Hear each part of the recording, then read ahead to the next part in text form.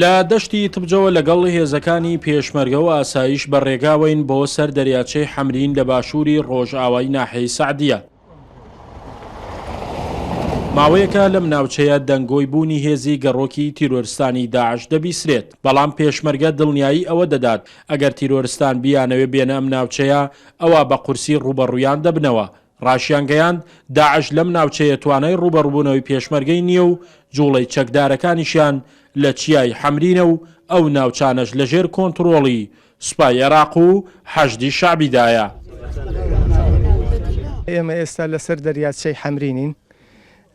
دیارە هێزەکانی ئێمە لە دەشتی تبج و لە مەنتقەی تبجان سابد و جێگر بووە. ئێمە واجب و شوێنی و ئەرکی مەوقعی خۆمانمان وەرگرتووە، ڕبایە و هێزەکانمان تونند و تۆڵ و ئامادەیە بۆ هەموو ئەگەر و بەرپەرجانەوەیەک لە هەمان کاتدا ئەو بەری بەحرەکە بۆ ئەو گردۆڵکانەی ئەو بەر وجودی داعش هەیە لەوێ، شوێنیان هەیە، شوێنی اختیفایان هەیە لە سنووری جەیشی عێراق و سنووری حکوومەتی مەرکەزدانەوان.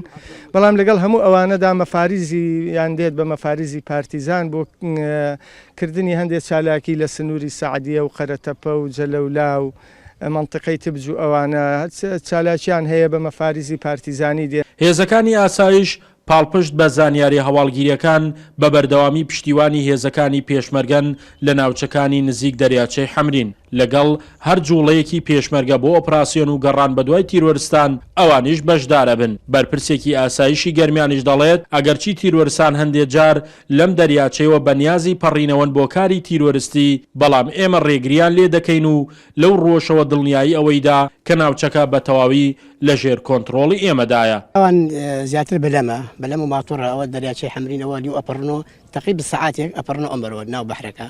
بەڵام ئێمە لە کاتی هاتنی ئەوان لە هەموو جموجۆڵەکانی ئاگادارین، ئەپەڕنەوە بۆ سەعدیە ئاگادارین، ئەپەڕنەوە بۆ مەنتیقە ئاگادارین.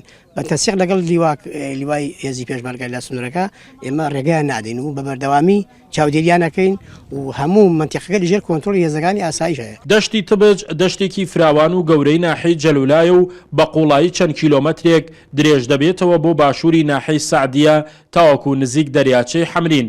ماوەی 3 ساڵە بە تەواوەتی دەشتەکە لەلایەن هێزی پێشمەرگەی کوردستانەوە ڕزگار کراوە و لە ڕابردووشدا یەکێک بووە لە گەورەترین مۆڵگەی تیرۆرستان. شاخەوان محەممەد، کورسات نیوز، دەریاچەی حەمرین.